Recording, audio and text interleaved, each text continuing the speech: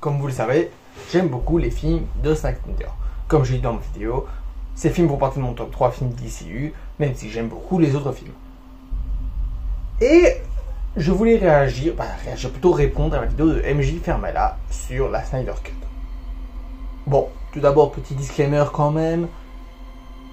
Le but, c'est pas de diffamer le mec. Je sais qu'il y a beaucoup de vidéos sur sa gueule. D'ailleurs, je lui ai même demandé sur Twitter. Vous aurez l'image là. Et malheureusement, il m'a pas répondu. Mais voilà, je lui ai demandé quand même. J'ai fait l'effort de demander. Donc, si vous avez des critiques à faire peut-être sur ces arguments, ça passe. Mais si vous avez des critiques sur personne, c'est non. Ce sera banni directement. Ah, sur personne. Voilà. J'ai rien d'autre de spécial à dire. Passons tout de suite au premier argument. Je savais que ça parce qu'ils sont devenus tellement têtus qu'ils sont à l'ordre du cyberharcèlement, ces Snyder sexuels. Ou, comme j'adore les appeler, les SS. Ou là, non, Stéphane, t'es sûr pour le point Godwin? Parce que je vois pas le souci de demander une director's cut d'un film, quoi. T'es sûr que c'est pertinent de les comparer à des nazis? L'hashtag release the Snyder Cut a commencé avec une pétition lancée par Roberto Matta qui s'est avéré être un gros connard raciste et sexiste, disant que les musulmans sont majoritairement des terroristes et que les femmes peuvent pas être aussi fortes que les hommes, tout en disant qu'elles sont plus violentes et abusives. Ouais, bon ok, ça pue, mais tu vois, c'est pas parce qu'un connard a lancé le mouvement que tout le mouvement est... Ouvrant donc les portes de la communauté des fans de Zack Snyder et de DC Comics à tous ces potes racistes, fanatiques religieux, Comicsgate et Gamergate névrosés qui se sont appropriés le combat pour pouvoir utiliser la Snyder Cut comme une arme dans une guerre culturelle pour combattre tout ce qui était trop woke selon eux. À savoir des productions de super-héroïnes comme Wonder Woman, Captain Marvel et Birds of Prey. Ouais mais bon, les guerres de chapelle, tu sais comment elles sont quoi, on a la même chose chez Marvel. Organisant de véritables campagnes d'harcèlement motivées par des influenceurs comme futur DCEU, Warriors Life, Louis Santeno et Filmgum qui lui ne voyait pas le problème de se comparer à un nazi et Kevin Feige à un déporté juif. Bon, ok, il y a un peu plus de nazis que dans la communauté des fans de Star Wars, mais sinon... Certaines campagnes d'harcèlement visaient le producteur Geoff Johns, mais aussi les réalisateurs Matt Reeves, James Gunn, Patty Jenkins et l'actrice Gal Gadot pour avoir osé dire qu'elle n'avait pas encore vu la Snyder Cut, ainsi que des fans de Marvel et Disney allant jusqu'à utiliser la mort de la fille de Zack Snyder comme argument contre eux en prétendant que Disney était responsable. Bon ok, il y a quelques brebis galeuses par-ci par-là, mais sinon... Et d'autres spammant l'hashtag sur tous les posts des réseaux sociaux de Warner, DC et HBO Max, même quand ça n'a aucun rapport avec Justice League, et même dans un post annonçant la mort tragique du joueur de NBA Kobe Bryant. Oh mais je suis pote avec certains fans qui ont demandé la Snyder Cut, donc du coup je sais qu'ils sont gentils. Au point que même la série d'animation Harley Quinn blaguait sur la pathétique de cette commu, et que Snyder lui-même a dû envoyer chier beaucoup de ces connards intéressés que par une approbation de leur idéologie par un blockbuster populaire, notamment Geeks plus Gamer, anti-LJW obsessif notoire et grand supporter du projet, dont la chaîne YouTube sert aussi à harceler Brie Larson, s'extasie que Birds of Prey perd contre Sonic au box-office, et qui affirme que critiquer une tuerie de masse raciste était de la vertu ostentatoire. Et ils ne sont pas tous comme ça. Allons faire du review bombing contre d'autres films de Warner, comme Godzilla vs Kong, pour maintenir la Snyder Cut comme le seul film ayant le droit d'être vu et apprécié par le public. Mais il y a aussi des gentils fans, tu vois. Warner et Snyder ont même dû s'exprimer sur le reste de la communauté de fans de la Snyder Cut qui ont été vus harceler et menacer tous ceux qui osaient ne pas encourager le film, et ces derniers l'ont très bien pris en se retournant complètement contre Snyder et même dire qu'il méritait de subir le suicide de sa fille. SS, oui. Je sais que j'avais dit que je critiquais pas les idées de la personne. En tout cas, je critiquais pas la personne. Mais là, il y a un problème d'écriture. Pourquoi c'est un problème? Eh ben, parce que il se fait contredire par son personnage qu'il crée. Et le problème, c'est sur un sujet assez grave. Parce que, il dit quand même, parce que le cas, MJ, qui est le youtubeur du coup, dit à son personnage, il y a des gentils fans de Snyder. Il se fait contredire. Et à la fin, ils sont d'accord. Qu'est-ce que ça raconte? Eh ben, ça raconte que du coup, le gentil fan, ben non, c'est tous des connards. C'est tous des enculés, les fans de Snyder. Par exemple, je suis un gros enculé, il faut le savoir. Je suis un gros enculé. Non, je sais que je m'en doute que c'est pas ça qu'il veut dire. D'ailleurs, juste après, il dit qu'il veut pas faire de généralité. Et dans la partie 2, il dit même que les méchants fans de Snyder enlèvent l'image des gentils fans de Snyder. Mais qu'il se fasse contredire, ça le fout mal. Parce que ce qu'on retiendra principalement, c'est pas les petites phrases où il dit « Je ne veux pas faire de généralité » ou « Vous faites du mal à l'image des gentils fans de Snyder ». On va revenir, qui se fait contredire par son de faille sur le fait qu'il y a gentil et méchant, et qu'en fait c'est tous des méchants. C'est ça qu'on va retenir principalement. Il y a toujours des clins d'œil complices et fin de service gratuits, il y a toujours un conformisme aux critiques faites aux précédents films, que ce soit faire un Lex Luthor moins foufou. Paraît que t'es un vrai agité du bocal. Plus maintenant. Par chance, les bons docteurs d'Arkham m'ont aidé à recouvrer quelques lucidités. Lol, Arkham qui soigne ses patients n'a dit personne dans toute l'histoire de l'humanité. Du coup, ça veut dire que t'es plus méchant? Si, mais je suis sobre. Même les... T'as quand même conscience, MJ, que c'est pas premier degré ce qu'il dit l'Alex. T'as conscience de ça. C'est pour ça qu'il insiste. Les bons docteurs de Arkham, justement, les bons docteurs de Arkham m'ont fait reprendre un peu de lucidité. Et justement, c'est ce qu'il dit juste après. Il est toujours méchant. Il dit pas ça premier degré. Il est second degré quand il dit ça. On reste avec le côté Luthor de ce truc-là. Il ne dit pas ça premier degré. Il se fout de la gueule de ce que dit Deathstroke. Parce qu'il dit, pareil, t'as ravagé du bocal, toi. Et du coup, il dit, non, plus maintenant, le gentil, bon docteur de Arkham m'ont fait ça. Il n'est pas premier degré. Il ne pense pas ce qu'il dit. Voilà, on a juste absolument pas compris la scène pareil, là, pour le coup, ça va pas.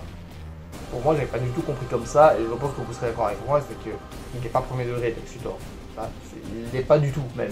Toujours l'histoire d'un grand méchant cornu qui se téléporte sur Terre pour voler un cube magique qui va l'aider à conquérir le monde, mais les autorités préviennent et recrutent des super-héros répartis partout dans le monde pour combattre le méchant cornu, y arrivent une première fois, mais leur conflit personnel et la crise de rage du membre le plus puissant de leur équipe les détournent de leur objectif, permettant aux méchants de gagner, mais l'équipe met de côté leurs différends et se rassemble pour une bataille finale où le membre le plus puissant humilie le méchant cornu et sauve le monde.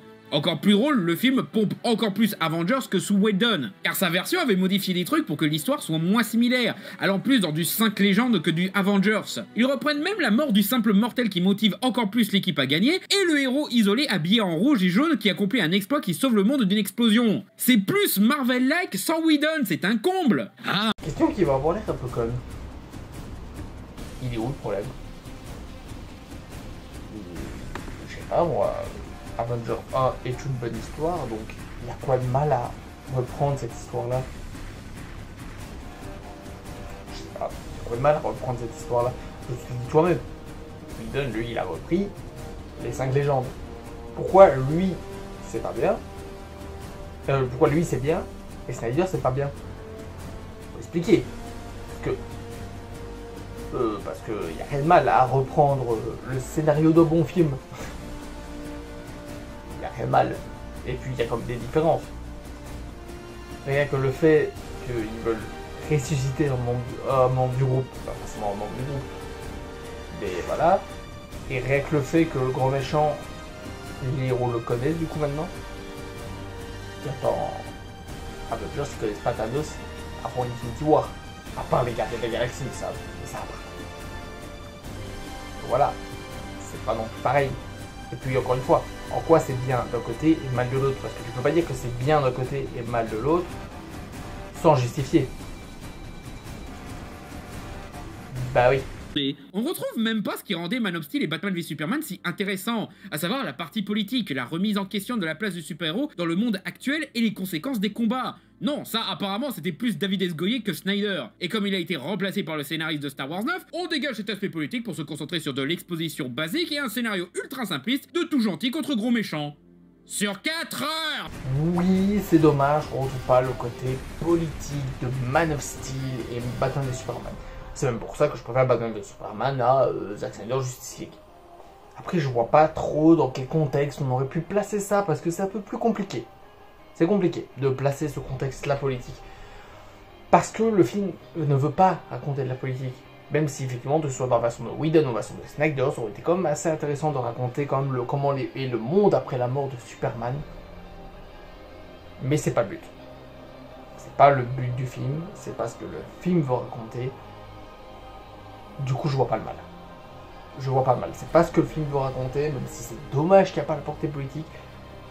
Mais c'est pas ce que le film veut raconter, donc je vois pas le problème personnellement. Après voilà, c'est goût et couleur. Pour moi, c'est pas un problème, même si effectivement c'est dommage qu'on n'a pas la même portée entre les trucs. Donc voilà, je vois ce qu'il veut dire, donc je suis assez d'accord, mais en même temps, c'est pas non plus un grand problème, quoi. La majorité des films de super-héros sont pas portés politiques. La majorité, je dis. Parlons du ratio du film. Vous avez sûrement remarqué que le film a été fait dans un format ressemblant étrangement à du 4/3. C'est ce qu'on appelle le format 1:66:1, un format propre à l'IMAX. Parce que Zack Snyder voulait que son film passe en salle IMAX. Le film est une exclusivité HBO Max. Je sais pas, ça donne un petit côté caprice au truc, ce qui est encore plus détestable en période de confinement. Le truc, c'est qu'on n'a jamais vu un cadre complet IMAX dans un film, jusqu'à Justice League. Le cadre IMAX est plus proche d'un carré comme ça en réalité, avec proportionnellement moins d'écart entre hauteur et largeur que les formats standards. Mais pour que ça rentre dans le cadre d'un cinéma panoramique conventionnel, et qu'on puisse mieux se concentrer sur des détails visuels importants et profiter de la vision périphérique propre à l'œil humain, on le rogne pour qu'il soit rectangulaire et donc plus large. Et Snyder a décidé de garder le ratio complet de l'IMAX pour sa Snyder Cut. Alors en soi, ce choix de ratio ne gâche rien d'essentiel, tu le remarques même plus au bout d'un moment, et en plus, il le maintient tout le long du film. C'est pas comme dans les films de Nolan, ou pire encore ceux de Michael Bay, où ça change de ratio toutes les 2 secondes au point de détourner l'attention. Et envoyer chier ce genre de convention n'est pas un mal en soi, ça peut même permettre une révolution technologique qui améliorerait l'expérience cinématographique, ou bien recréer une esthétique désuète, ou créer une ambiance. Marmy, ou récemment le film australien The Nightingale, utilise un ratio plus vertical qu'horizontal pour créer une atmosphère oppressante et claustrophobe, au point que même les grands espaces ne nous aident pas à respirer. Bref, pas idéal pour un film grand spectacle moderne et gigantesque comme Justice League en fait. Bon, il a aussi expliqué qu'il a filmé comme ça parce qu'il estime que les super-héros sont plus à leur avantage sur la hauteur que sur la largeur. Donc du coup, il a pensé le cadrage de ses héros quand ils sont isolés chacun dans leur coin, pas quand ils sont tous ensemble. Ce qui est très annonciateur d'un gros problème du film qui pense à ses héros séparés et non ensemble, mais on en reparlera. Et le pire, c'est qu'il explique qu'il a filmé le film tel quel. Il a volontairement utilisé ses cadres et images de sorte à ce qu'il marche que dans ce format-là. Il a notamment expliqué ça avec un dessin lors d'une interview. Hey, Snyder, je peux proposer un truc? Attends, ouais, on va voir. Voilà, donc ça, c'est le cadre brut de l'IMAX. Et comme ça, à cette distance-là, tu peux faire... Et voilà, comme ça, toutes les infos que tu veux transmettre sont dans le cadre, et le tout est assez large pour recréer la sensation de grandiose que tu essayes de créer dans ce film. Et là, vous allez probablement me dire, mais du coup, la caméra est plus éloignée, ça ferait moins de détails. Ça ne semble pas avoir posé problème pour pratiquement tous les réals de l'industrie. Encore une fois, le problème de ce choix, c'est qu'il est inadapté pour un film comme Justice League, qui compte sur du gigantisme, des grands décors et des grosses scènes. Si le but est de créer un sentiment oppressant, ça ne marche pas. Ça aurait pu marcher dans certains passages, mais pas tout le long. Et si le but est de recréer un style oldies, pourquoi faire? Tu fais un film de super-héros grand spectacle à gros effets spéciaux ultra modernes sur des aliens musclés qui se bastonnent avec des robots, tu peux pas moins oldies comme histoire. Et de toute façon, même sous ce cadre, ce sera pas particulièrement détaillé parce que ce choix de ratio motivé. Aussi, certaines scènes ont quand même été rognées pour la Snyder Cut. Bah oui, la seconde équipe de tournage a filmé en format et cadre classique et l'équipe des effets spéciaux a modélisé des séquences en format classique. Ah, mais quand c'est Snyder qui rogne, c'est bien, hein? Oui, il utilise le ratio pour créer un sentiment de grandeur pour ses héros et ça marche. Sur quelques scènes. Je veux dire, à la scène de la saucisse, il n'y avait pas besoin de ce format-là, quoi. Et surtout, bah, c'est un film d'équipe. Il a choisi un format qui les met en valeur que quand ils sont isolés dans leur coin. Quand ils sont ensemble dans le même cadre, t'as du bas et du haut de l'image vide pour rien. C'est un peu con pour un film d'équipe de super-héros. C'est là que tu commences à voir que, ouais, on peut dire que Zack Snyder est un auteur, mais le problème c'est que c'est un auteur qui n'a pas grand-chose à dire à part qu'il trouve ça cool. Ses décisions artistiques sont motivées par ce qu'il trouve cool. Et en soi, il n'y a rien de... Bon, alors oui, dit comme ça, on peut penser qu'il a que pour le format, on aurait pu faire un format normal. Parce que la lui donne un fait, comme tu le dis. C'est pas super bien, hein. Je veux dire, quand il compare, vous trouvez pas quand même que c'est mieux avec le plan serré? Bon, peut-être pour Themyscira, c'est vrai que pour Themyscira, le plan allongé marche mieux, parce que là, il veut bien montrer le décor. Mais en vrai de vrai, ça marche super bien. Pour les scènes de combat, quand on a Wonder Woman au milieu qui fait ça, pour la scène de la banque, qui est exceptionnelle, la scène de la banque, où je l'ai présentée dans un truc d'analyse de film, où il tient la valise, il tient la valise, le méchant, et la valise reste tout le temps au milieu de l'image presque. Et le plan serré, tu restes concentré sur la valise tout le temps, tu te rends compte qu'il y a le danger, et malgré qu'il y a des gens qui meurent en face, le pire reste à venir. C'est super fort comme truc. Et les décors contemplatifs. Je ne trouve vraiment pas que le film veut faire des décors contemplatifs. Surtout quand tu montres les décors de Aquaman dans le film, là, surtout dans la scène avec Aquaman. Le fond est flou. Le putain de fond, il est flou. Je veux dire, s'il voulait montrer les décors, il serait pas flou le fond. Le but, c'est pas de montrer les décors. Il y a très peu de scènes où il veut montrer les décors. Même dans le Nightmare, dans ce film-là, le Nightmare, on voit jamais les décors. La seule scène où on voit les décors un peu, c'est la scène où Superman se retourne et là, avec le masque de Batman en main, là, on voit un tout petit peu les décors. C'est la seule scène où on voit bien les décors dans le Nightmare. Oui, c'est la seule scène où on voit dans le Nightmare. Parce que, je parle bien dans ce film-là, parce que dans Batman et Superman, oui, on voit bien le décor. On est bien d'accord. Mais voilà, c'est pas un problème. Je suis désolé, mais les décors n'ont jamais voulu être montrés. Et pour l'action, ça la rend encore mieux. Même si oui, je suis d'accord avec toi, quand ils sont tous les 5 ensemble, ça ne marche pas. Le plan ne marche pas, il est beaucoup trop serré en format carré. Ça pose problème. Mais Snyder est quand même malin un minimum. Il y a très peu de plans où ils sont tous les 5 ensemble. D'ailleurs, même dans Avengers, il y a très peu de plans où ils sont tous les 5 ensemble.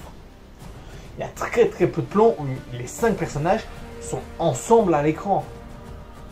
En tout cas, en combat. Parce qu'en combat, c'est mal foutu de foutre 5 personnages en même temps. Donc oui, la scène effectivement où ils sont tous les 5 sur un truc, avec le plan qui finit derrière eux, ça aurait rendu mieux sur format large parce que ça demande mieux ça. Et c'est une des seules scènes qui demandent de voir un peu le décor et ça. Même ses choix musicaux, je sais que c'est en hommage à sa fille, que toutes les chansons du film étaient ses chansons préférées, très joli hommage, mais navré, ça ne rend pas trop service au film. Déjà, le style musical offre un contraste qui n'est pas sans rappeler les Gardiens de la Galaxie, mais les paroles des chansons, Distant Sky, ça colle, There is a Kingdom aussi, mais Song of the Siren, non, ça colle pas. Et c'est encore plus gâché par Saucisse. On revient vraiment au vieux travers du bonhomme datant de l'époque de Watchmen, jusqu'aux ralentis putassiers qui sont tellement exagérés qu'il te fait un ralenti sur une graine de sésame. Combien vous avez dépensé pour ce plan? Il s'était pourtant calmé dans Man of Steel et Batman v Superman, adoptant un style différent et plus réaliste. Ce qui fait qu'on arrive quand même à une rupture de style dans ce film-là. Comme quoi le problème n'était pas que Whedon. Hey, les chansons de la Whedon Cut d'ailleurs collaient au style Snyder, en particulier Everybody Knows qui servait de bonne excuse pour une séquence Snyderesque. Décidément, c'est le monde à l'envers ce film. Mais s'il y a bien une séquence qui résume bien le vide thématique de Snyder, c'est bien son climax. Le climax est indéniablement meilleur dans la Snyder Cut. C'est mieux rythmé, les héros sont mieux utilisés, le placement dans le décor virtuel est mieux pensé que la Whedon Cut où tout le monde se téléporte ou reste planté bêtement dans un coin. Il y a de la tension, la musique grandiose de Junkie XL qui, lui, contrairement à Danny Elfman, a compris que si on devait mettre un thème de Superman dans ce film, c'était celui d'un teamer et aucun autre, mais il est aussi assez vide thématiquement. C'est juste un spectacle cool. On parlera plus en détail de ce que le final... Alors... Bon, pour la musique, c'est sûr que ça le fait mieux. Ça le fait mieux en tout cas pour certaines musiques. Vous savez, pour Son of the Siren, ça marche pas super bien. Mais c'est vraiment une des seules musiques où ça passe pas. Et effectivement, pour la musique de Whedon, l'intro, elle est vraiment bien, la musique. C'est une des seules musiques qu'il a mis. C'est une des seules musiques qu'il a mis. Donc bon, heureusement qu'elle est bien. Mais pour les ralentis, t'as quand même conscience que c'est Flash la scène que t'es en train de montrer. Le but de la scène, c'est justement de montrer la force de Flash. C'est que le temps, il ralentit sous lui, il est limite en pause. C'est pour ça que le plan sur le grain de sable, tu vois le grain de sable aller sur l'écran et qui s'arrête. C'est pour montrer la vitesse de Flash. Et ok, pour Aquaman, pour la scène que tu montes pas, ça marche pas super bien. Par exemple, la scène de la banque, encore une fois, avec Wonder Woman, quand elle va super vite au début, puis d'un coup, il y a une balle qui va sur les gens. Là, on voit au ralenti la balle sur son bracelet pour comprendre comment elle arrête la balle. Et juste après, ça reprend à vitesse normale. C'est tellement puissant comme ralenti, tu ressens tellement qu'elle est rapide aussi, Wonder Woman, qu'elle va super vite. Franchement, ça marche super bien, les ralentis Snyder. Et puis encore une fois, bon, encore une fois, parce que je dis pas dire bon, mais on a filmé pour le film de Snyder. Snyder aime bien les ralentis. Du coup, soit tu aimes bien les ralentis de Snyder, soit tu les aimes pas. Voilà. C'est tout simple. Si tu n'aimes pas le style de Snyder, effectivement, tu vas pas aimer le film. La séquence de bravoure où Flash remonte dans le temps avant l'explosion des Motherbox pour sauver la situation. J'adore sincèrement cette séquence, j'ai même la musique de cette scène dans mon téléphone. Justement, là tout à l'heure tu parlais du format carré, mais dans la scène que tu as montré de combat avec Steppenwolf contre Aquaman, Wonder Woman et Cyborg, ça marche super bien le format carré. Elle marche super bien le format carré, parce que tu vois un personnage frapper, il part de l'écran super vite, t'as l'autre, ça montre qu'il y a de l'enchaînement entre les personnages qui s'entraident. Ok, ils sont pas en même temps à l'écran, mais il y a de la chorégraphie entre eux quand même, tu vois, ils se battent ensemble. Donc oui, ok, il a pas pensé. Il n'a pas pensé en mode oui, ils vont se battre ensemble.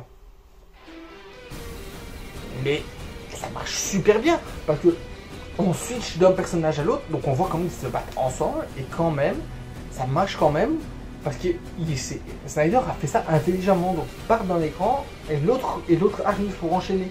Ça rend super bien. Et la scène de Flash, encore une fois, il va dire que ça fait penser à la scène du Superman de Christopher Reeves.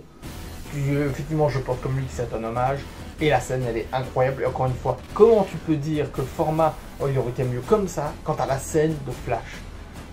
Je ne sais pas. Franchement, je ne suis absolument pas d'accord avec lui là-dessus. C'est pour ça que j'adore cette scène malgré toutes les critiques. Quand Flash le fait, il le fait juste parce qu'il peut le faire et que les fans savent très bien que le mec adore fucker la timeline en courant. Il n'y a pas d'arc sur ce qu'il peut accomplir avec ses pouvoirs ou ses êtres chers qu'il n'a pas pu sauver. Son seul arc, c'est il se trouve un boulot. Il n'y a même pas de moment d'humanité car Flash n'a pas le temps d'encaisser la situation ou même de dépassement de soi car on a préparé le fait qu'il pouvait faire ça. Là où Superman, le fait qu'on ignore qu'il peut faire ça, renforce cet accomplissement. Il n'y a même pas de réflexion sur la moralité de son action. Ça, on le remet à demain pour un film qu'on n'arrête pas de reporter. On n'a pas le temps d'en parler là, dans ce film de 4 heures. On a déjà zéro souci d'envoyer chier les croyances de nos héros quand ils vont ressusciter Superman. Alors le voyage dans le temps, hein, pff. Ouais, ça et le fait que malgré tous ses efforts pour nous offrir un Superman sombre, sérieux et réaliste, il nous ressort une des scènes les plus kitsch, irréalistes et Deus Ex Machina de toute l'histoire des films de super-héros, quoi. Ah ouais, c'est vrai que c'est con, ça. Limite, elle est plus invraisemblable physiquement.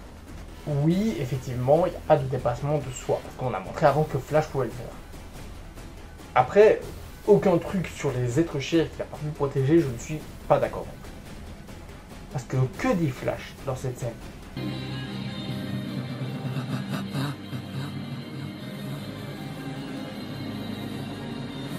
Quoi qu'il arrive, il faut que tu saches un truc. Ton petit gars était des leurs. Un des meilleurs des meilleurs.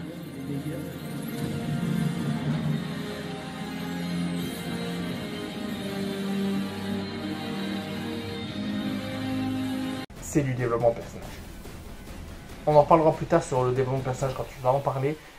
Ça, c'est du développement personnage. Il y a un accomplissement sur le fait qu'il n'a pas pu sauver sa mère. Son père est en prison à cause de ça. Là, et là maintenant, il peut changer les choses. Il y a des morts, il peut changer les choses. C'est pour ça qu'il parle de son père à ce moment-là. Parce que là, il fait ce qu'il n'a jamais pu faire avant. Changer les choses à ce moment-là. Et ce qui est marrant de dire ça, mais bon, c'est ça que vous ne pouvez pas savoir. C'est pour le film Flash qui a pas du tout remis en question cette scène-là. Même malgré qu'elle soit canon. Du coup, elle est canon, cette scène-là, dans le film de Flash. Il n'a pas du tout remis en question ça. C'est super marrant, il n'a pas du tout remis en question, du coup. Crash thématique de ce final, c'est...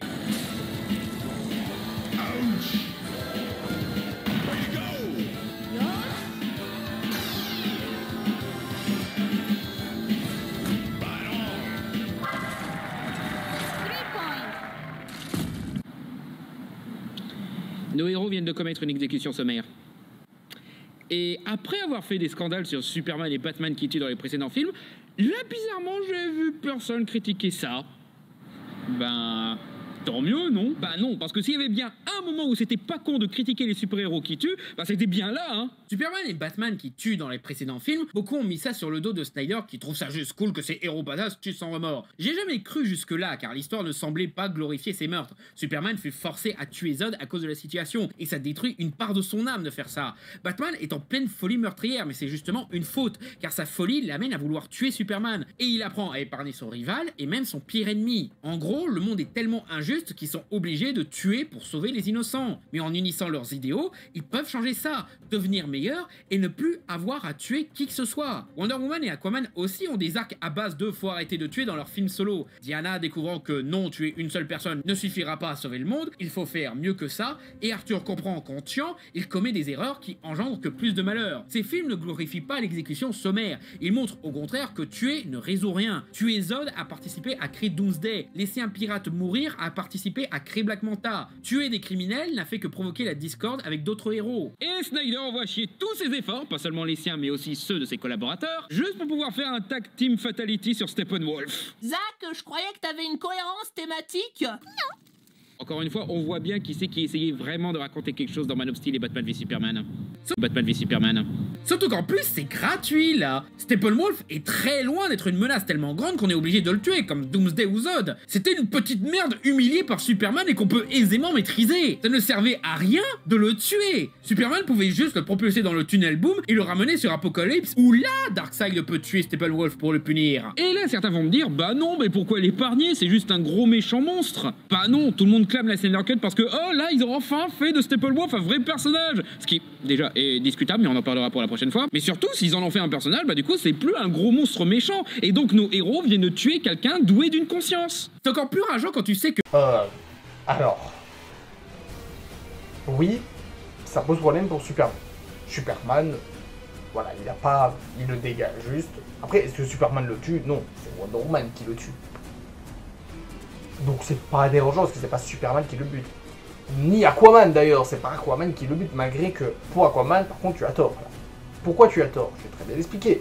Parce que Aquaman se passe après. Aquaman se passe après, j'utilise du coup la morale qu'il apprend dans Aquaman, même si je suis d'accord que c'est effectivement une des morales qu'il apprend, d'ailleurs il le dit lui-même dans le film. C'est pas... Il n'a pas appris sa morale. Donc il n'a aucune raison de pas faire ça. Et pour Wonder Woman, j'ai absolument pas, je n'ai absolument pas compris la fin de Wonder Woman en mode non, tuer une personne. Diana, on peut croire qu'elle comprend ça, oui. Pour moi, c'est pas du tout ça la morale du film. C'est pas ça du tout la morale du film, pour moi. Parce que c'est très ça, parce que si la morale c'était non, tuer une personne ne va pas sauver le monde, c'est faux. Le film lui-même ne raconte pas ça. Parce que oui, on va dire que ça marcherait si le grand méchant avait été le général. C'est pas lui le grand méchant. C'est Hades. Qu'est-ce qui se passe quand Wonder Woman tue Hades? Les soldats s'arrêtent. Ils arrêtent de se battre. Parce que tuer une personne, Osef, effectivement, ça n'arrête pas une guerre. Mais tuer une personne qui est le dieu de la guerre, ça arrête. Je te laisse deviner quoi? La guerre. Ce qu'elle apprend par contre dans la scène où elle tient son épée et qu'elle tue le général, c'est que tuer tout le monde, ce n'est pas la solution. C'est ce que Steve Rogers lui dit. Steve Rogers, qu'est-ce qu'il lui dit quand elle va dans le château qu'elle est prête à buter tout le monde? Il lui dit, tu peux pas buter tout le monde, ça ne marche pas comme ça.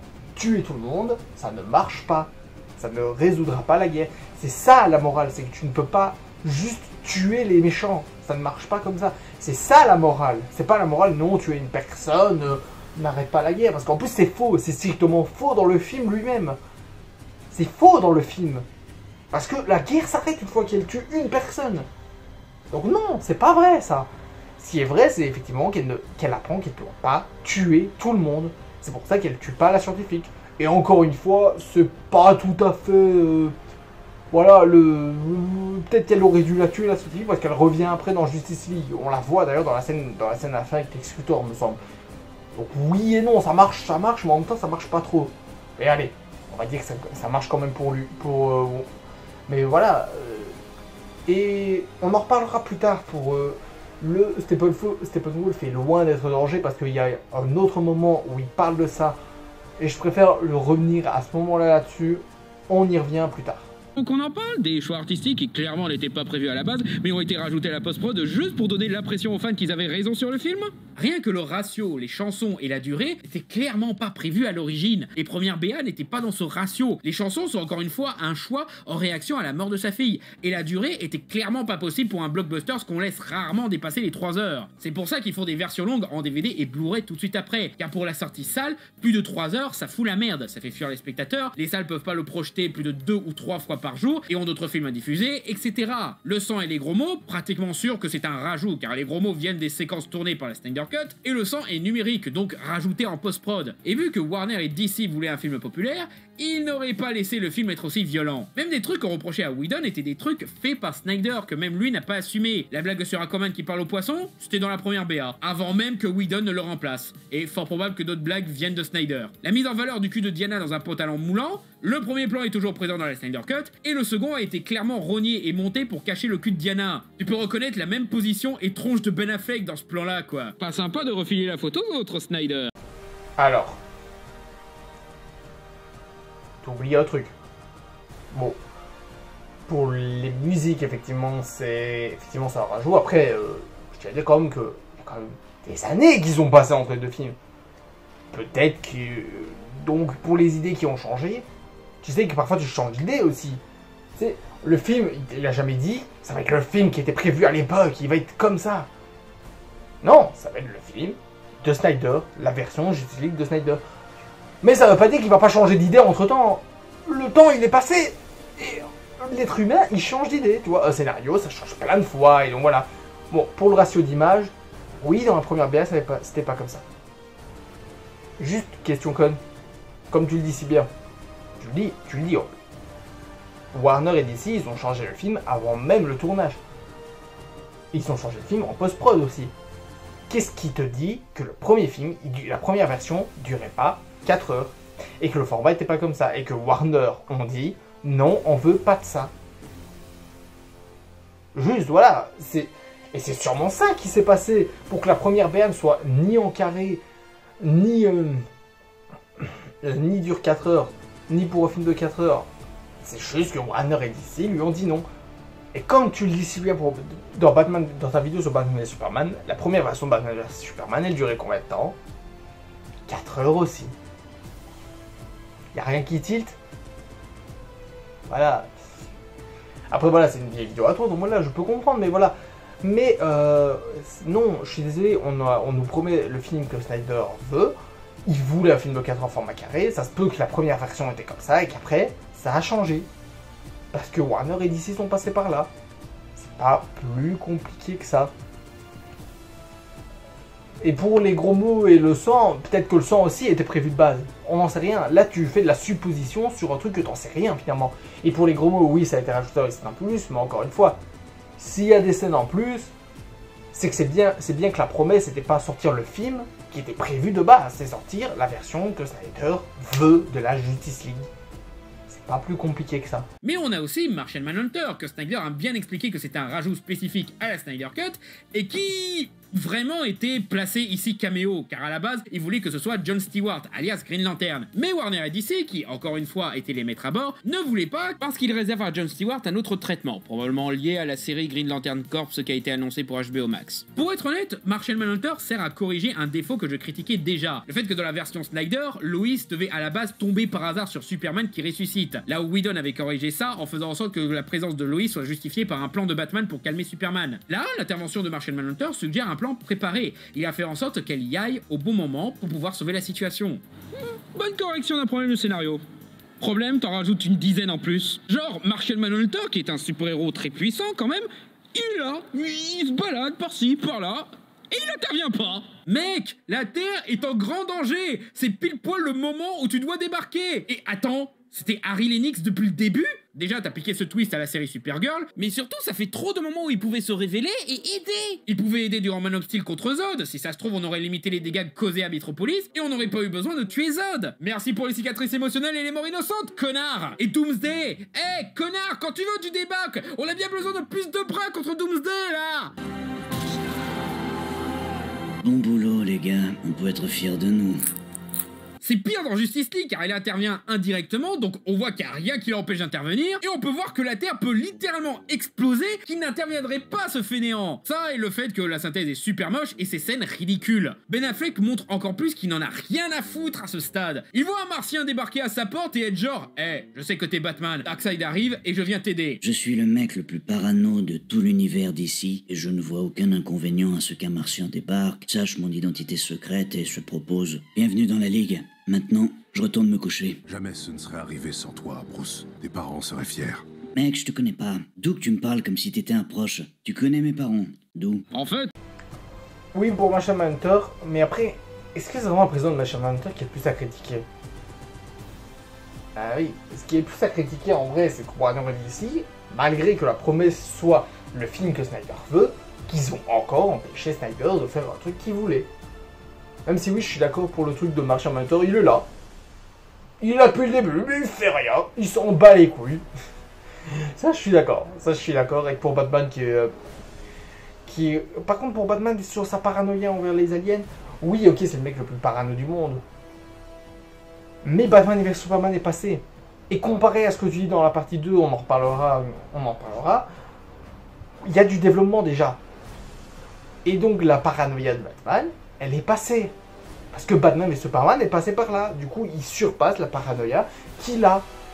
C'est pas plus compliqué. Phil, là où la Snyder Cut, ben, pensez un peu à ceux qui s'y connaissent pas en comics. Pourquoi on insiste sur cette nana? Je regarde pas la série Flash, donc je ne sais pas. Qu'est-ce que William Dafoe et Amber Heard foutent là? Je n'ai pas vu Aquaman, moi, je ne sais pas. Pourquoi on insiste sur le nom de ce mec? Ryan Choi? Je m'y connais pas en comics d'ici, qui c'est? C'est qui ce connard avec des katanas sur le dos? Pourquoi je perds mon temps avec une scène de 5 minutes sur le méchant nul de Suicide Squad? Et pourquoi Superman met un costume noir? Mais il est grave quand même. La moitié des trucs que tu dis, bordel, c'est du teasing pour les films solo. Comme tu le dis si bien, ce film reste un teasing pour la suite. Donc Deathstroke, on allait savoir qui c'était dans le film The Batman qui était prévu à la base avec qui? Ben Affleck. Et donc c'était prévu que Deathstroke soit le méchant de ce film-là. C'est quand même connu. Pour William Dafoe, ben, il y a juste un film qui s'appelle Aquaman. Et donc devinez quoi? On sait qui c'est. Pour le gars dans le laboratoire, bon, on aurait su qui c'était dans un futur film cyborg. Pour Iris, c'est pareil. D'ailleurs, c'est ce qui s'est passé. On a appris qui c'était dans ce Flash. Et pour le costume noir, effectivement, ça c'est con parce que du coup, on sait jamais à quoi il sert. On sait jamais pourquoi il a un costume noir. Donc ça, effectivement, c'est assez con dans le principe. Et c'est tout. Sinon, c'est pas de service. C'est du teasing pour la suite. Pour les suites qui devaient venir. Ça reste un film teasing, comme tu le dis. C'est comme pour les trucs avec Darkseid qui tue des personnages. Oui, Darkseid qui tue des personnages. C'est du teasing pour montrer que malgré la victoire de nos héros, le danger reste à venir. Bon après, ça aurait pu être pire. Au moins Snyder a compris le problème de la phrase « We live in a society » et n'a pas gardé au montage cette phrase faisant référence à un mème qui peut être pris au mieux comme une blague ironique absurde ou au pire comme une formule toute faite pour des ados frustrés. Mais la scène reste à chier. C'est une BA pour une suite qui n'arrivera jamais. Ça insiste sur cette connerie de rêve prémonitoire de Batman. Genre, depuis quand Batman peut prédire l'avenir? Sa mère va devenir Man-Bat, ça aussi c'était une prédiction? Mais dans le contexte, ça fait que Batman avait raison de vouloir tuer Superman. Ça envoie un peu chier de tout ce que t'essayes de raconter depuis 3 films, Zach. Et cette scène dure trop longtemps, ça en devient une torture au bout d'un moment. Et les gros plans chaotiques moches faits pour planquer le fait qu'ils n'ont pas de décor rend la scène encore plus nulle. Aussi, Flash en mode Paul Express. Pourquoi chaque version a un acteur qui se fait refaire la tronche en synthèse moche? Et c'est sans parler du Jesse Eisenberg pas du tout dans de la flotte. C'était quoi le budget de ce truc déjà? C'est une perte totale de temps. Alors oui, la scène du Nightmare est pas super bien montée parce que c'est gros plans qui bougent. Ça se voit que le budget était plus trop là à ce moment-là. Donc effectivement, j'aurais été d'accord aussi de donner une nouvelle chance à Jared Leto parce que c'est quand même un assez bon acteur, mais il a joué dans beaucoup de merde hein, quand même. Il a joué dans beaucoup de films pas incroyables. Mais voilà, ça reste quand même un acteur qui est un bon acteur. Donc ça aurait été sympa comme de lui donner une nouvelle chance. Sinon oui, voilà. Cette scène elle dure longtemps et Batman n'avait pas raison parce que c'est pas Superman, c'est un Superman manipulé donc non il n'avait pas raison dans Batman et Superman et ça lui donne pas raison. Ça dit juste qu'il faut aider Superman dans le passé quoi. Il faut empêcher que Superman pète en plomb parce qu'il est contrôlé mentalement, c'est tout. On va passer à la deuxième vidéo. Il y a en effet des passages qui sont objectivement mieux dans la Snyder Cut. Mais la Whedon Cut a tout de même bien fait de s'en passer, car la plupart des meilleures scènes du film marchent de façon isolée, mais pas en relation au film dans son ensemble, et certaines propositions de Whedon sont moins bourrines qu'on ne le dit. On lui reproche de rajouter que de l'humour, mais on ne le répétera jamais assez, Snyder aussi en a fait, et certaines sont toujours présentes. Aussi, Whedon voulait être drôle. Là où Snyder, il est drôle quand il se prend trop au sérieux. Genre la musique ultra dramatique chaque fois que Wonder Woman fait un truc. Ou les mecs qui se croient edgy de faire dire à Batman un gros mot. I will fucking kill you. Ou le cri d'agonie de Superman qui dure plus de 5 minutes. Physique, écoute. 30 ans. c'est le son de l'ultime souffrance. Mais Whedon n'a pas rajouté de l'humour à lui tout seul. C'est Warner et DC qui ont commencé à en rajouter dans leur production dès Suicide Squad. Lui aussi. Ben si, ça marche en relation avec l'autre film, avec le reste du film. C'est du développement de personnage. Alors oui, je sais qu'après tu vas dire, oui alors, le raconter le passé de personnage, c'est pas du développement de personnage. Mais si, parce que ça va avec le reste du film. C'est faux ce que tu dis, là, tu t'en rends compte quand même. Par exemple, la scène de Cyborg, là justement, où on nous montre qu'il y a un conflit relationnel avec son père. C'est du développement de personnage. Parce qu'on développe ça. Et justement, après, qu'est-ce qui se passe quand le Dr Stone meurt? Cyborg est quand même triste. On se rend compte quand même que malgré tout, il aimait son père. C'est du développement de personnage. On en parlera encore une fois dans d'autres arguments qu'il va dire. Et pour la musique de Wonder Woman, oui, c'est ridicule. J'ai regardé ça avec mon pote, du coup l'ancien autre gamer. Et effectivement, on avait rigolé à force. Parce que c'est super drôle. À chaque fois que Wonder Woman se bat, c'était drôle. Voilà. Je vais pas mentir, c'était drôle. Il a aussi rajouté ça. Il était plus humain que moi. Il a vécu dans ce monde, il y est tombé amoureux, il a pris un emploi, alors qu'il avait tout ce pouvoir. Et ça. J'ai toujours pris part au combat, quand il le fallait. Mais se mettre à la tête d'hommes et aller leur dire au grand jour, ce combat mérite votre vie. Lorsque c'est ta faute, ce sont tous des Steve Trevor. Mais, ce que tu viens de dire, le développement de Batman, ce qu'il vient de dire, c'est son développement dans Batman vs Superman. C'est littéralement le développement dans Batman vs Superman. Là, je suis désolé, c'est style Marvel, parce que dans Marvel, souvent, ce qu'ils font, ils t'expliquent les trucs d'avant et tout ça. Là, c'est le développement de Batman dans Batman vs Superman. S'il a l'enterrement de Clark Kent, je pense qu'il avait compris, hein, quand même. Voilà, je pense qu'il avait quand même assez compris que Superman était plus humain que lui. C'est le but du film. Ce qu'il comprend quand Superman dit sauve Martha, c'est pas seulement qu'il allait refaire la même connerie que le gars qui a tué ses parents, il comprend aussi qu'il allait tuer quelqu'un qui a une mère, qui a vécu sur Terre. C'est tout. Tu vas chercher trop loin parfois. Et la séquence de Cyborg, voilà, j'ai déjà expliqué juste avant en quoi ça développait le personnage. Parce que... parce qu'en fait, ça fait avancer le personnage sur la relation avec son père. Donc on en apprend plus sur la relation avec son père, sur le fait qu'il aimait encore, et que malgré tout, c'est ce qu'on apprend dans la dernière scène, quand il est dans on va dire, le monde spirituel de la boîte mère, c'est qu'il a quand même gardé une famille. La Justice League qui est sa nouvelle famille. Eh ben oui. J'adore la scène où Cyborg découvre ses pouvoirs et je comprends totalement pourquoi Ray Fisher et Zack Snyder se sont battus pour finaliser cette séquence, car c'est le meilleur passage du film et de la carrière de Ray Fisher. Elle est bien menée, superbement jouée, elle a une belle imagerie, elle illustre parfaitement l'étendue des pouvoirs de Cyborg. Bon, le taureau et l'ours de Wall Street qui se bastonnent, c'est un peu con, mais on passe. Et surtout, Cyborg fait un truc qu'on ne voit pas assez dans les films de super-héros en général, aider les gens avec les problèmes plus humbles. C'est cool de montrer nos héros protéger le monde contre des gros monstres, mais c'est bien plus touchant et rassurant de les montrer aider une mère célibataire à régler ses problèmes d'argent. On ne voit pas Spider-Man faire ça dans le MCU, quoi. Mais autant cette séquence est géniale, autant elle n'apporte rien à l'histoire principale. Oui, je suis d'accord, ça aurait mieux marché dans le film solo. C'est tout.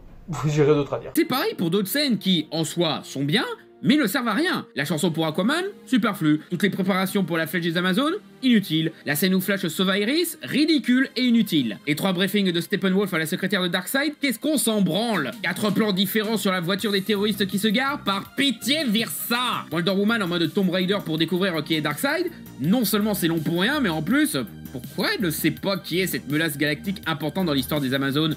Son île où elle a vécu plus de 2000 ans protège une boîte mère, bordel! Et pendant qu'il perd son temps avec ses scènes inutiles, Snyder ne développe pas ses personnages, au point que certains comme Superman ou Lois, t'es surpris qu'ils sont toujours dans le film car t'as passé 2 ou 3 heures sans eux. Snyder a toujours eu du mal à humaniser et créer une vraie alchimie entre ses personnages au cours de sa carrière. Sauf dans Army of the Dead, mais Ce film a d'autres soucis. C'était déjà un problème que même moi remarqué dans Man of Steel et Batman v Superman, que limite il compte trop sur le fait qu'on connaît déjà les personnages pour en avoir quelque chose à foutre de leur sort. Comme ça, il a pas à les développer dans le film lui-même. Même le Royaume de Gaoul, film pour enfants tout mignon avec des personnages avec des personnalités distinctes, il reste superficiel et leurs relations mal exploitées. Snyder essaye de donner l'impression que les personnages évoluent, mais en fait ça sort de nulle part. Que ce soit dans la Whedon Cut ou dans la Snyder Cut, Cyborg décide tout d'un coup avec juste une phrase qui n'est plus gêné d'être un cyborg. On peut tout reconstruire, Victor. Te réparer. Je suis pas brisé. J'aime vraiment être en vie. Moi aussi. De la même manière que Superman décide trop brusquement de sacrifier Krypton pour sauver la Terre. Qu'en détruisant ce vaisseau, tu détruis aussi Krypton. Krypton a eu sa chance. Ou que Claude décide d'un coup qu'il veut bosser pour les méchants et sacrifier sa famille. Tu as l'occasion de rentrer chez toi. Je suis chez moi. Et oui, c'est pareil avec le coup de Martha. Bonne idée en soi, mais trop brusque et pas assez travaillé. Snyder sait réaliser de belles scènes, mais il ne sait pas vraiment raconter une histoire ou des personnages.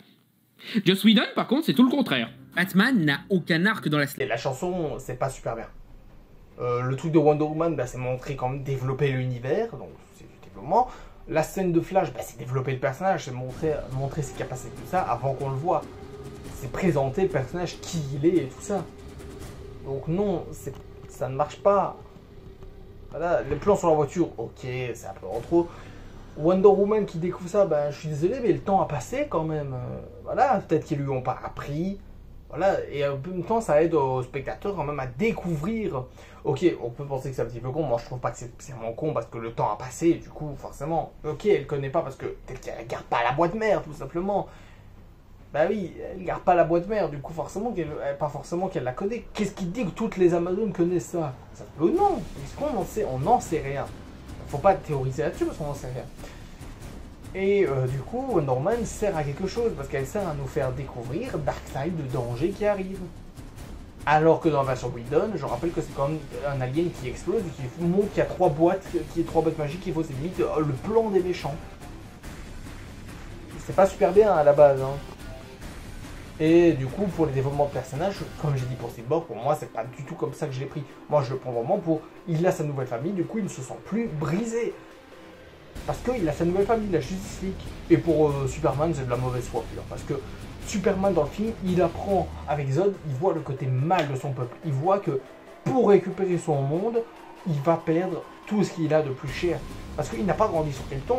Malgré qu'il a une recherche d'identité, il a grandi sur Terre. Et donc le côté Clark Kent et son humanité ressort parce qu'il a son amour, sa mère, le monde qu'il a élevé, à protéger. Il ne veut pas perdre ce qu'il a. Il a son humanité à protéger. Et que du coup, en voyant Zod, il a eu une désillusion sur son peuple. C'est tout. T'as vraiment pas bien compris le film pour moi et c'est quand même un problème. Parce que là, il y a vraiment un problème de compréhension, je pense. Surtout quand tu dis plus tard, et on y reviendra, c'est que tu utilises l'humanité, que Luthor utilise l'humanité de Superman. On en reviendra parce que c'est compliqué. Je reviendrai à ça. Par exemple, ça me met sur le cul que la Ligue met en place un plan pour bafouer les lois de la nature et utiliser une technologie inconnue créée par une force du mal pour ressusciter Superman, et tout le monde est genre, ok. Sérieusement? Il y a rien qui gêne dans cette décision? Tout ce qu'on a, c'est Aquaman qui dit au dernier moment c'est pas une bonne idée, et l'IA de la forteresse de solitude qui envoie une prédiction du futur apocalyptique à Cyborg. Comment elle peut voir l'avenir? Mais pourquoi il y a tant de personnages qui peuvent voir l'avenir? Whedon a corrigé ça en une scène de débat entre nos héros qui a pour seul défaut un fond vert dégueu. Parce que le reste, il dégage d'expositions inutiles avec les nazis et tout, résume tout ça en quelques phrases suffisamment claires, et il montre que l'idée de ressusciter Superman ne fait pas l'unanimité. Wonder Woman et Aquaman sont clairement contre, et c'est normal, ils sont très liés à la mythologie grecque, donc jouer avec ça, c'est jouer avec leur croyance sur la vie après la mort. Flash est clairement effrayé par l'idée, mais n'a pas le caractère nécessaire pour se faire entendre, allant avec son manque de sociabilité. Cyborg comprend l'idée et est partant, et Batman, lui, fonce tête baissée dans le projet, allant avec son côté obsessif et sa quête de rédemption. Et pourtant, même lui est conscient du danger et prépare un plan utilisant Lois. Non, non, tu peux pas dire ça, je suis désolé. Oui, c'est chiant qu'il n'y a pas de développement sur les croyances des personnages, ça effectivement, ça je suis d'accord que c'est un problème, qu'il n'y a aucun débat. C'est un problème. C'est tout ce que j'ai à dire, voilà, c'est un problème, qu'il n'y a pas de débat là-dessus. Après, est-ce que c'est vraiment grave? Non. Mais là, on va passer au truc que je vous avais dit que je répondrais plus tard, et donc voilà, on y est. Que il n'y a que Superman qui peut tuer Steppenwolf. Lol, seul Superman peut tuer cette petite merde. Il y a aussi pas mal de bonnes idées pour accélérer la narration sans pour autant sacrifier la fluidité. Enlever quelques secondes en trop de tel ou tel plan, enlever quelques scènes de ralenti qui servent à rien. La séquence de la Snyder Cut où Aquaman sauve un pêcheur, fait une pub de bière, offre un caméo ridicule à Willem Dafoe et tout, est nul à chier et méritait d'être supprimé. Car non seulement ça ne sert à rien, c'est long pour rien et le dialogue avec Willem Dafoe est juste du teasing mal écrit pour le film Aquaman. Ce qui me fait penser, vous voulez toujours décanoniser Aquaman? Et comment? Cette daube trahit le style de Zack Snyder pour du Marvel-like et offre du boulot à cette connasse. Oui, il faut le tuer. C'est ça que t'as pas compris. Il faut buter Steppenwolf. Parce que c'est très facile de montrer l'extrait où Aquaman le plante par le dos. Je rappelle quand même que c'est Superman qui lui a pété la gueule, comme tu l'as bien montré dans les extraits de la première partie. T'as bien montré que c'était Superman qui lui a pété la gueule. Et donc oui, seul Superman pouvait le buter. Parce que les autres, quand ils se sont mis à 3, ils n'ont pas réussi à le buter. Ils n'y arrivaient pas à 3. Ils n'y arrivaient pas, donc oui, seul Superman pouvait buter Steppenwolf. Parce que même Wonder Woman, qui est la plus puissante du groupe, a galéré à le buter. Donc oui, il faut buter, parce que, ok, comme tu as dit dans la vidéo d'avant, c'était...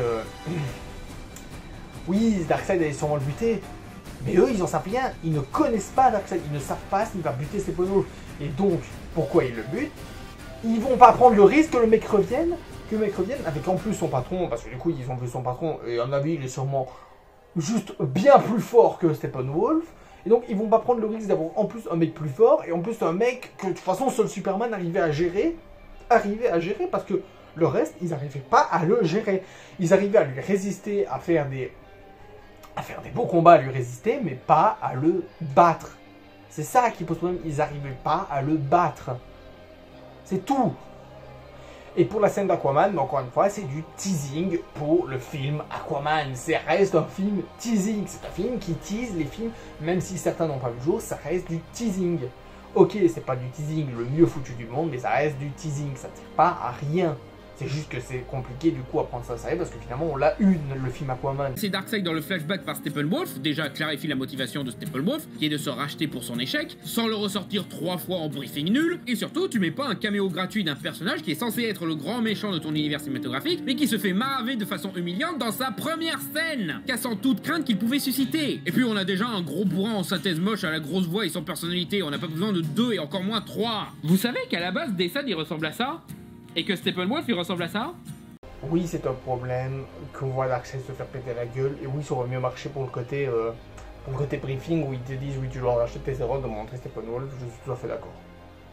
Darkseid n'est pas moche par contre. Darkseid n'est pas du tout moche. Il est assez bien fait pour un film à 70 millions de budget.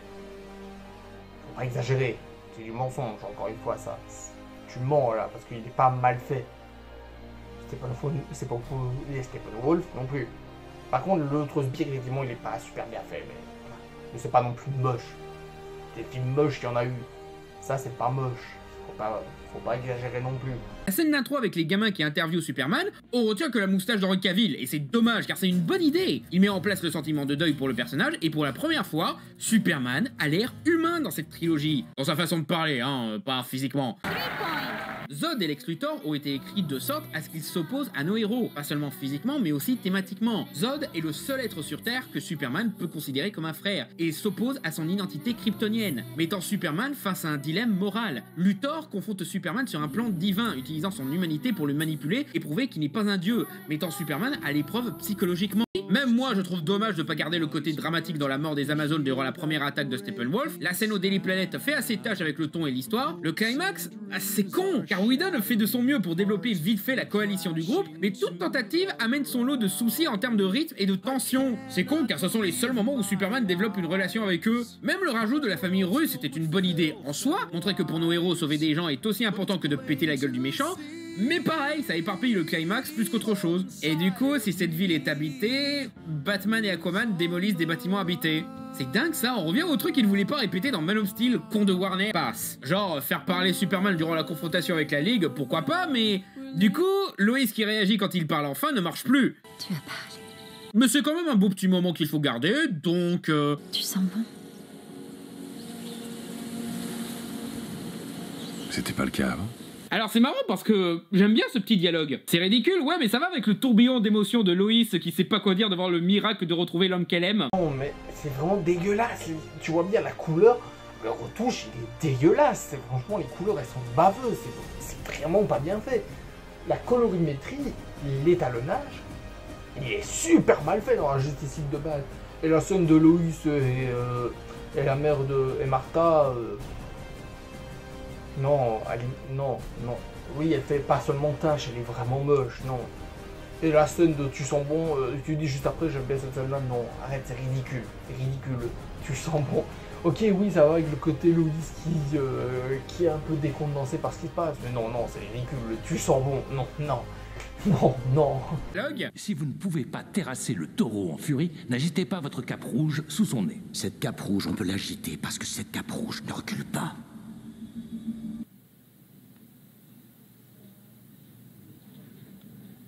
C'est tout ce que t'as dans le ventre?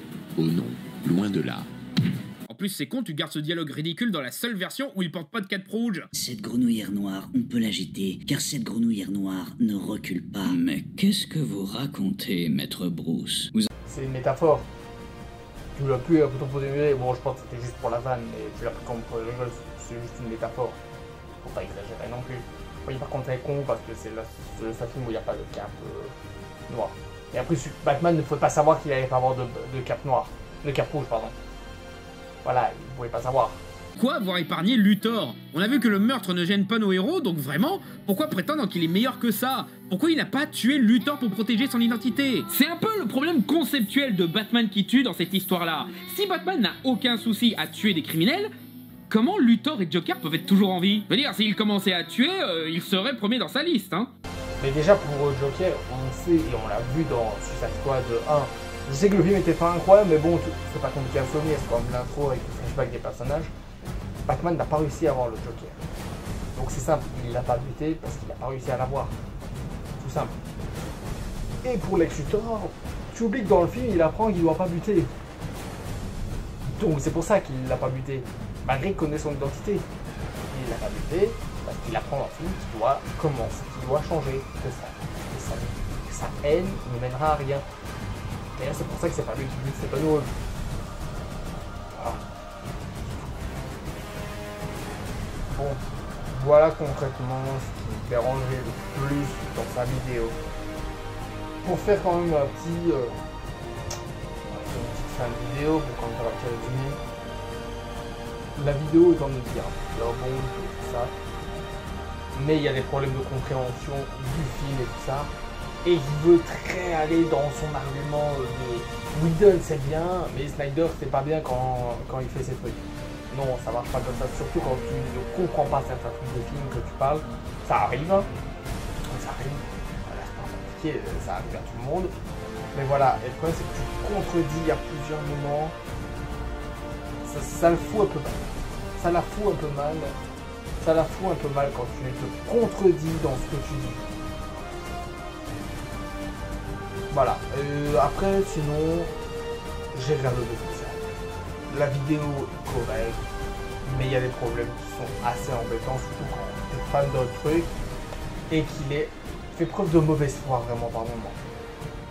Donc voilà, j'espère quand même que cette vidéo vous aura plu. Encore une fois, ce n'est pas une vidéo pour cracher sur son travail, c'est une vidéo vraiment pour que je parle d'un truc que j'aime bien et en même temps contredire un peu certains arguments dont je ne suis pas d'accord. Ce n'est pas pour diffamer la personne. Par contre, je ne vais pas insulter comparé à d'autres qui l'insultent ça, moi je ne l'ai pas fait, je ne suis pas là pour ça. Et bien sûr, et si vous demandez pourquoi je n'ai pas répondu à l'aspect financier, politique, racisme et tout ça, parce que j'ai vraiment la gueule de parler de ce genre de sujet. C'est pas mes sujets, donc je vous fais parler des sujets du film et tout ça. Et pour le truc de mature, je ne m'y connais pas assez pour répondre sur ce sujet de la maturité, mais voilà. Guys, Mina, abonnez-vous, likez la vidéo. Bye bye.